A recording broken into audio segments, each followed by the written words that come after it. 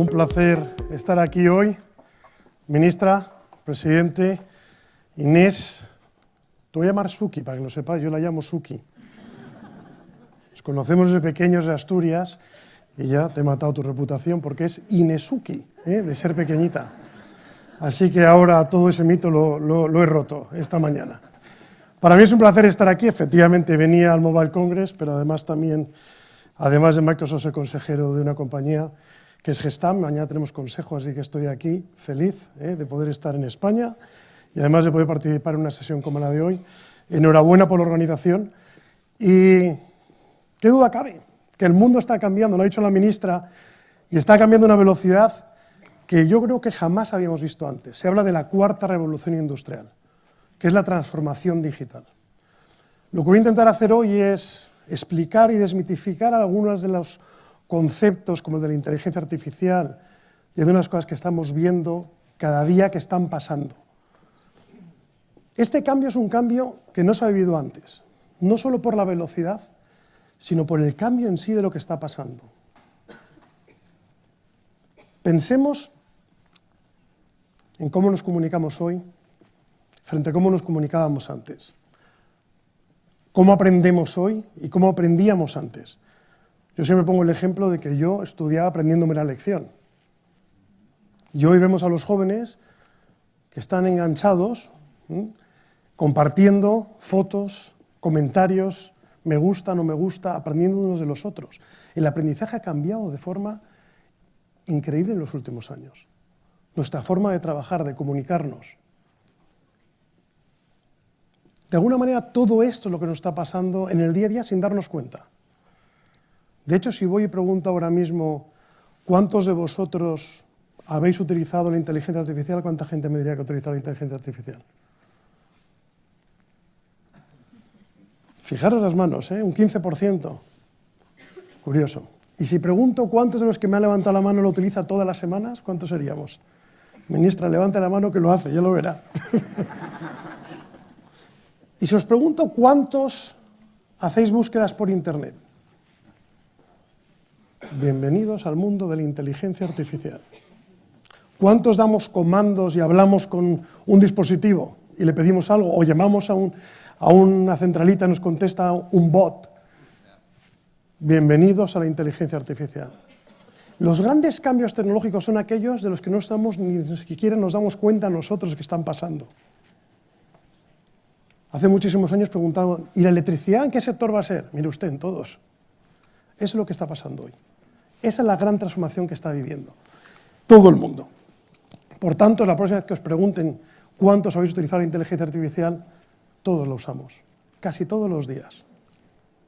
O pensamos que cuando vemos una serie en alguno de los medios que hay hoy en día, como Netflix o otros, y nos dan recomendaciones, no hay un algoritmo detrás haciendo todo eso para nosotros.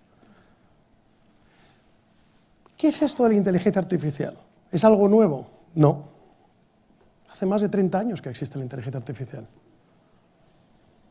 ¿Por qué hay este boom hoy? Pues muy sencillo, por tres motivos.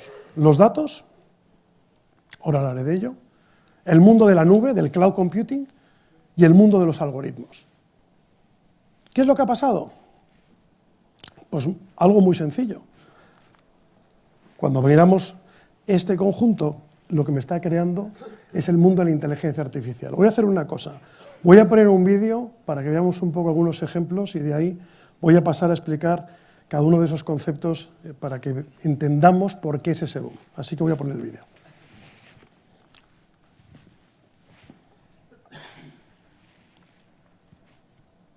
Artificial intelligence isn't coming. It's here.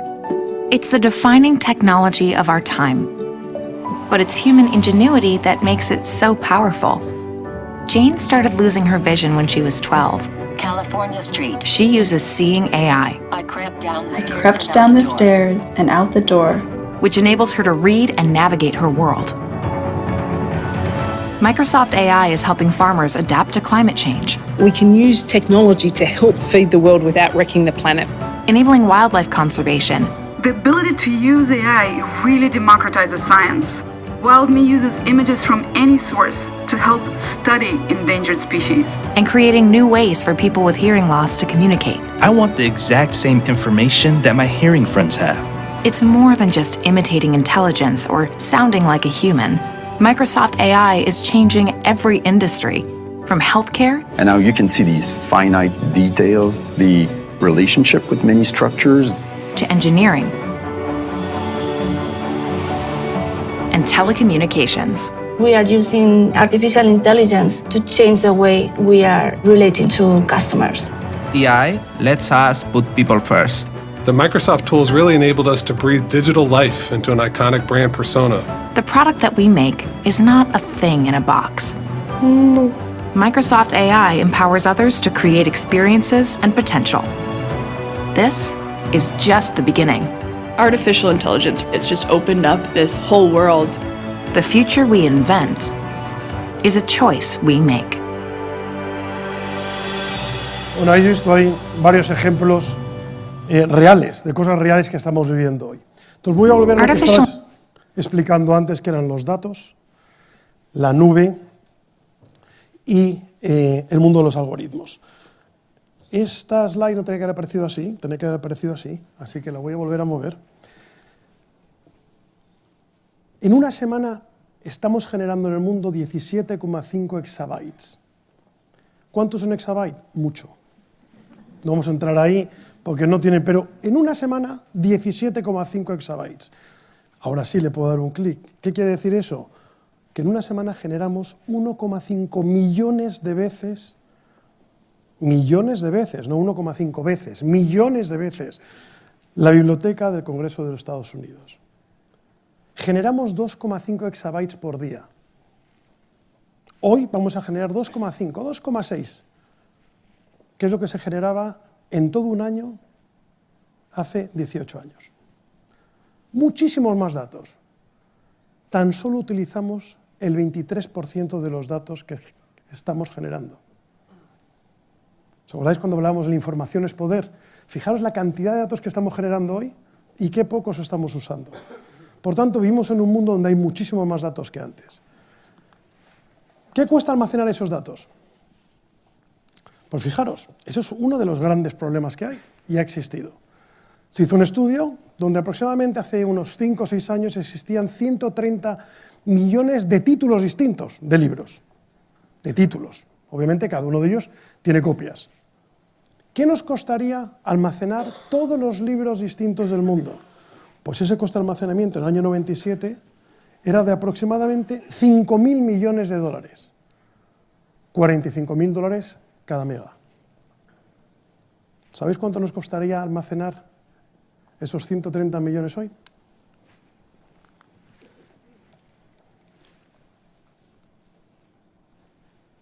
Así es, menos de 3.000 dólares. Muchísimos datos, costo de almacenamiento bajo. ¿Por qué pasa todo esto? Porque empieza a entrar el mundo del cloud computing. Empieza a entrar las economías de escala. Empieza a entrar un mundo donde el procesamiento, y ahora voy a hablar de ese dato también, de los datos, es mucho más económico y hace que realmente podamos consumir esos datos de una forma que jamás habíamos podido antes. Y eso es la velocidad del procesamiento en sí. Teraflop. No hace falta que entendamos el concepto y lo que mide. Pero pensar que las máquinas lo que hacen es qué capacidad de procesamiento pueden tener. ¿Vale? Y un teraflop es una medida. Y os voy a dar un dato de lo que costaba hace aproximadamente 20 y pocos años el poder procesar un teraflop. Y hacía falta una máquina que costaba 67 millones de dólares. ¿Sabéis cuánto cuesta una máquina hoy para procesar un teraflop? 249, una Xbox, no estoy haciendo propaganda. Fijaros cómo ha cambiado en tan solo 20 años esa velocidad que decía la ministra. Esta es la realidad de lo que está pasando. Hablamos de exadata de datos cada día, hablamos de costos de almacenamiento que se han bajado de 45.000 dólares por mega a 0,2 centavos por mega. Estamos hablando que los procesadores, para poder procesar esa información, por poder hacer cálculos, me costaban 67 millones de dólares y hoy me cuestan 445 dólares. Ese es el cambio que está pasando y está haciendo que el mundo de la nube sea el que está habilitando todo eso. ¿Por qué? Porque realmente gran parte de que esa brecha digital se rompa es que hoy todo el mundo puede acceder a la nube.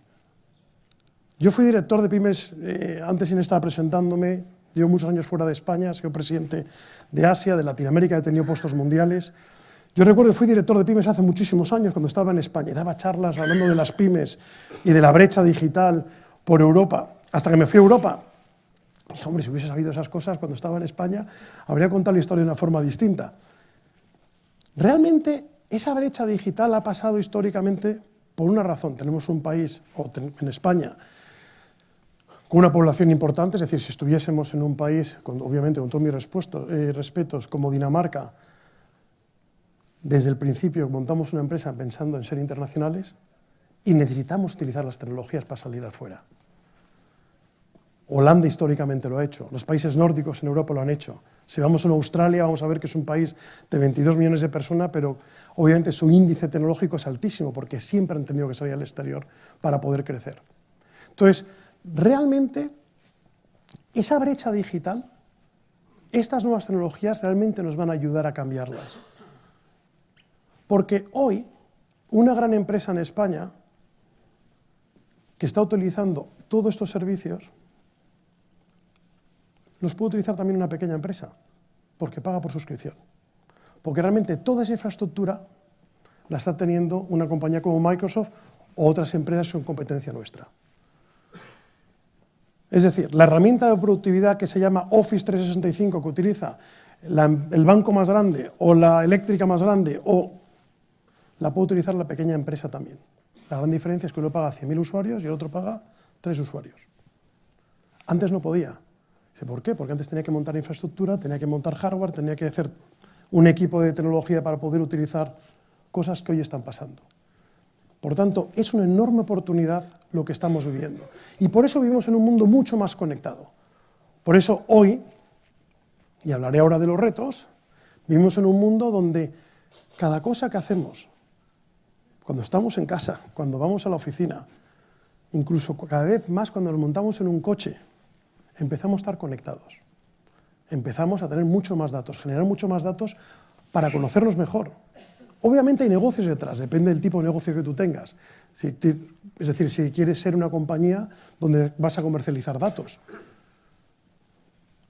Pero qué duda cabe que esos datos lo que vas a querer hacer es servir mejor a tus clientes, darles mejor asesoramiento, servicio más personalizado, etcétera, etcétera.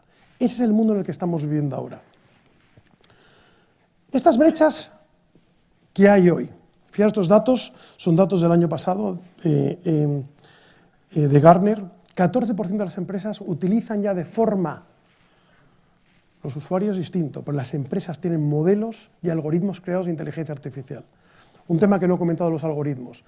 Como consecuencia de la nube y como consecuencia de los datos, las compañías estamos invirtiendo cada vez más en nuestros propios algoritmos. Por eso hay una demanda enorme, y voy a hablar del tema de skilling y de habilidades, en científicos de datos, analistas de datos, que sean capaces de crear esos servicios para nuestras empresas, que nos permitan analizar todos los datos que estamos consiguiendo, que nos permitan crear algoritmos para predecir el futuro desde el punto de vista de qué dinámicas va a haber, qué tipo de servicios tengo que ofrecer, cuál es el comportamiento de mis clientes. Y ahí es donde está habiendo un punto de inflexión. Fijaros, el 65% de las empresas consideran que la inteligencia artificial creará nuevos negocios. Y el 84% que es una ventaja competitiva. ¿Y por qué tenemos esta brecha? Ese es el reto que tenemos todos. El gobierno, las empresas, los medios de comunicación, creo que hay gente de universidades aquí, la formación. Ese es el gran reto que tenemos. Este año Davos fue todo, la gran discusión fue el tema de la sustentabilidad que se va a hablar hoy. El año anterior fue una enorme discusión sobre el mundo de las habilidades. Entonces, quiero tocar ese tema también porque creo que es muy importante. Es decir, uno de los retos que nos estamos encontrando en esta brecha digital son nuestras propias habilidades. ¿Cómo de a gusto nos sentimos realmente con esa transformación digital? A mí me preguntan mucho sobre este tema. Yo os digo, me preocupa relativamente poco los jóvenes. Y fijaros que yo llevaba Asia-Pacífico, Latinoamérica, es decir, países menos desarrollados que Europa o en España en principio. Pero es que los jóvenes son nativos digitales. Son nativos digitales, están con el teléfono. A mí mis hijos se ríen de mí, pero papá, por favor, que te dedicas al mundo de la tecnología, trae. Son nativos digitales. El problema somos nosotros. ¿Cómo nos transformamos? En cada una de las revoluciones industriales que ha habido, el gran debate fue cuántos empleos van a desaparecer. Se ha probado en las 3 anteriores que se generaron más empleos que los que se destruyeron, pero han cambiado. Yo siempre hablo de una foto que hay del el edificio, el Iron Building de Nueva York. Como en 20 años se pasó de haber 100.000 caballos para operar la ciudad de Nueva York a tener coches. La discusión que había era, ¿qué hacemos para alimentar a los caballos? Para que sean capaces de llevar 10 kilos más de carga, 20 kilos más de carga, que sean más grandes. ¿O qué hacemos para que sean más delgaditos y puedan correr 2 kilómetros por hora más? Y en el otro lado había unos señores diciendo, si ya existe la rueda, podemos crear un motor, ¿por qué no hacemos un coche? ¿Imaginaron la resistencia que hubo para que eso pasase? Porque claro, la gente que se dedicaba a limpiar lo que dejaban los caballos en la ciudad no querían que pasara eso. La gente que eran los jinetes de los caballos tenían miedo a perder su puesto de trabajo. La gente que daba de alimentar a los caballos o las cuadrizas para guardar los caballos. Había un reto tremendo en esa transformación. Eso nos pasa a nosotros en nuestras empresas. Yo cuando voy a muchos consejos de administración o comités de dirección me dicen, César, ¿cuál crees que va a ser nuestro mayor reto? Y le suelo decir al presidente, usted. El mayor reto de la transformación es usted y el comité de dirección. Porque es muy fácil decirle a los demás que cambien y no cambiar nosotros. Entonces, uno de los mayores retos que tenemos todos es cómo conseguimos crear planes de formación para nuestra gente. Cómo conseguimos realmente invertir en que nuestra gente se prepare para esa transformación digital. Hablaré luego de la seguridad y la privacidad. Nuestra visión en inteligencia artificial. Voy a ir muy rápido en este sentido, porque quiero dejar tiempo para preguntas y respuestas. Fijaros, hablamos de una innovación con propósito. En el vídeo habéis visto algunos ejemplos.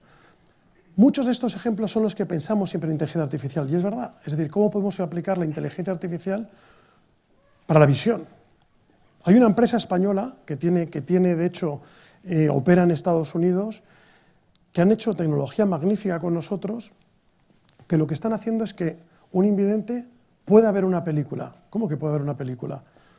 Hoy la pueden escuchar, pero realmente no la escuchan, pero no tienen el contexto. Yo puedo escuchar un diálogo, pero yo no puedo escuchar una sonrisa. No puedo escuchar cómo le guiñan el ojo a una persona. Entonces, ¿cómo puedes contextualizar eso para que esa visión que yo no tengo me estén dando esos datos y me digan, ahora le guiña el ojo, ahora está sonriendo, ahora le salen lágrimas, aunque no le escuchemos llorar? Entonces, ejemplos así, reconocimientos de voz.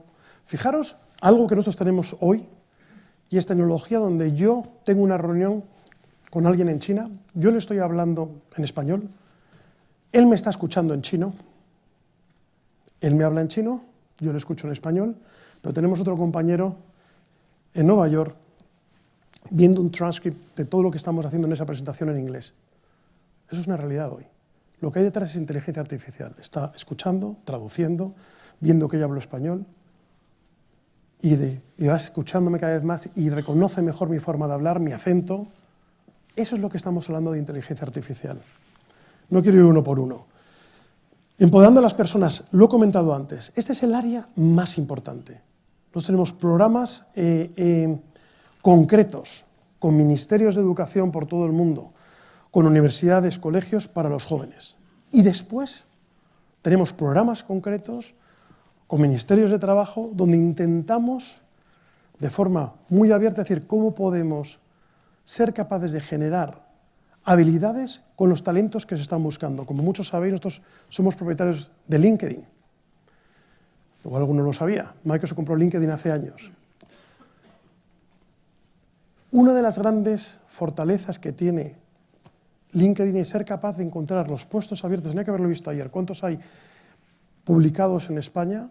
Y no son datos que nosotros vendemos, pero sí que trabajamos con los gobiernos, por ejemplo, en ese caso, donde hablamos y decimos, sí, hay estas habilidades que están pidiéndose en España. Y es increíble. Yo lo hago mucho con jefes de Estado por toda Latinoamérica, me reúno con ellos y vemos las habilidades que están pidiéndose en el país y resulta que son las que más se exportan fuera del país, se van a Estados Unidos o a otros países. Y ellos no las tienen. Y te encuentras 200.000 puestos de trabajo abiertos en un país, gente que está buscando ingenieros de software, gente que está buscando analistas de datos, gente que está buscando gente con perfiles de inteligencia artificial. Entonces, muy importante el tema de las habilidades nuevamente y cada empresa debe tener un plan específico de cómo hacer reskilling a todas nuestras personas. Y este tema sí que quiero tocarlo. Uno de los grandes retos que tenemos es que la inteligencia artificial realmente sea responsable. Como decía antes, es fácil caer en el error de decir, mira, yo de esto no me fío, por temas de privacidad, por temas de seguridad, o porque además creo que no es responsable o la inteligencia artificial cuánto de ética es. Creo que la ministra lo ha dicho, decía, esto está pasando hoy, es una realidad y va a pasar. Por tanto, es mucho mejor que trabajemos entendiendo cada uno de esos puntos y teniendo una estrategia cada uno de nosotros hacia esos puntos. He dicho antes que esa transformación digital nos está ayudando realmente a democratizar la sociedad. Ahí hablamos de equidad entre las pymes, entre los países menos desarrollados y países desarrollados. Realmente, las grandes empresas en Latinoamérica, las grandes empresas en Asia, tenían los mismos recursos que las grandes empresas en Europa o en Estados Unidos. Son las pequeñas empresas que han tenido esos gaps. Esta equidad se puede dar con esta nueva transformación, nuestra revolución industrial, si somos capaces realmente todos de hacer que esta nube sea asequible para todo el mundo. Confiabilidad y seguridad, privacidad, inclusión, transparencia y responsabilidad. Voy a hablar de dos cosas, privacidad y de seguridad. Son dos temas distintos. El tema de la privacidad es un tema relativamente sencillo. En nuestro caso, nuestra postura es muy sencilla. Nosotros no somos propietarios de los datos.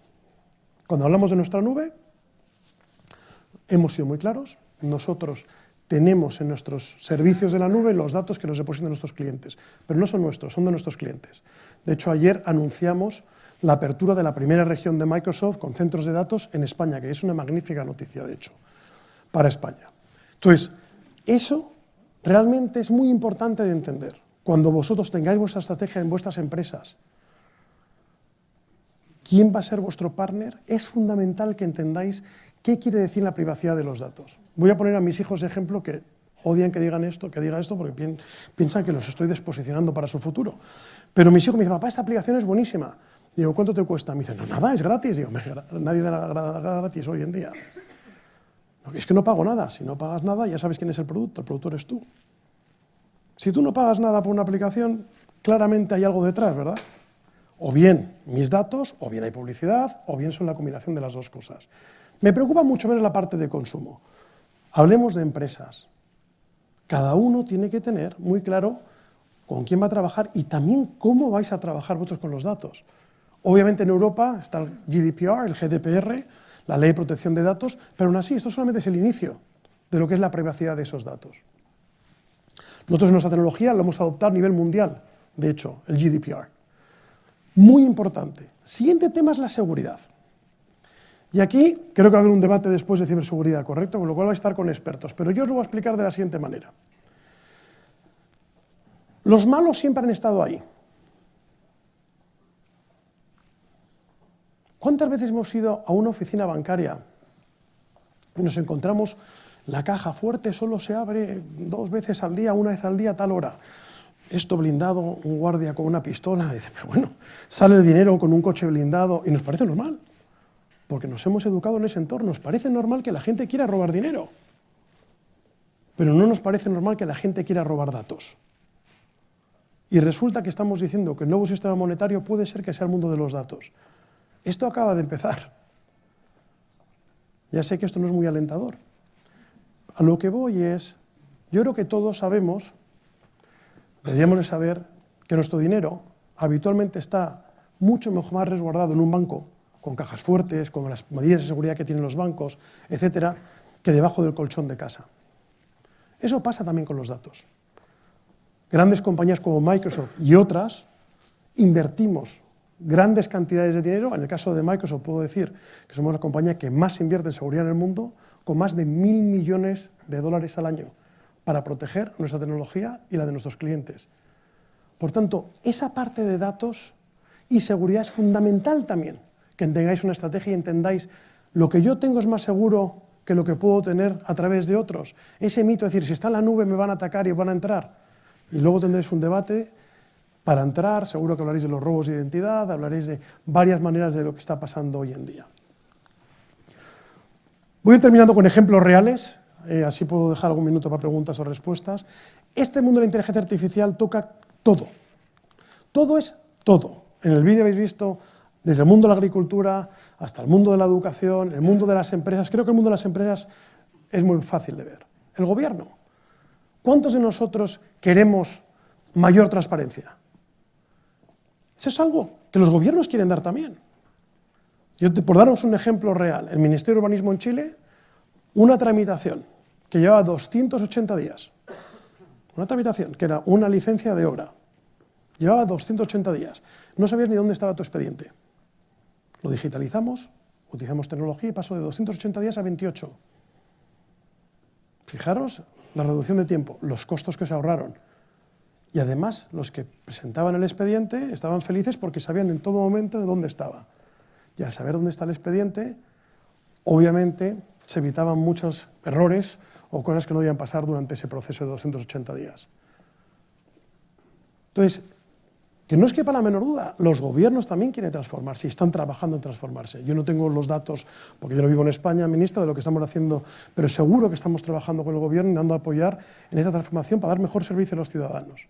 Yo estaba la semana pasada en México con el presidente AMLO haciendo un anuncio entre Microsoft y el gobierno mexicano en la transformación digital del país.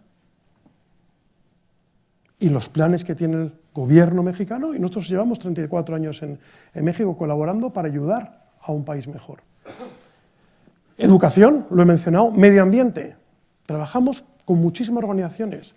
Hoy, y vais a hablar después en el mundo del medio ambiente, nos están pidiendo muchas empresas utilizar inteligencia artificial, utilizar Internet de las cosas con sensores para estar analizando la descarbonización que está generando o no la empresa y saber si están cumpliendo sus objetivos y compromisos con el Consejo de Administración.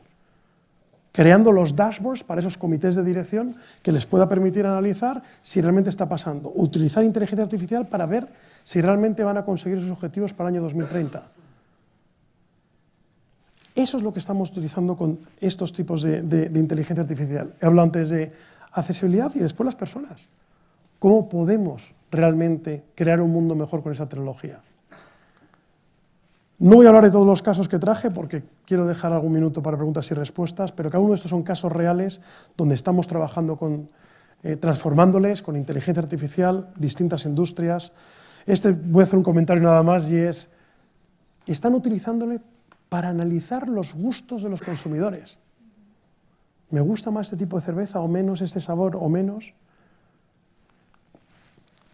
Y un ejemplo aquí en España, cómo está utilizando la inteligencia artificial y algoritmos y datos para ser mucho más eficientes a la hora de extraer petróleo, a la hora de analizarlo, incluso en las rutas y entender los inventarios del petróleo que tienen. Por tanto, con esto termino haciendo una pregunta y es, ¿cómo estás utilizando tú la inteligencia artificial cada día? ¿Cómo la estás utilizando tú en la empresa? Y creo que tengo algún minuto, Inés, perdón, para poder hacer preguntas, ¿no? Muchas gracias a todos.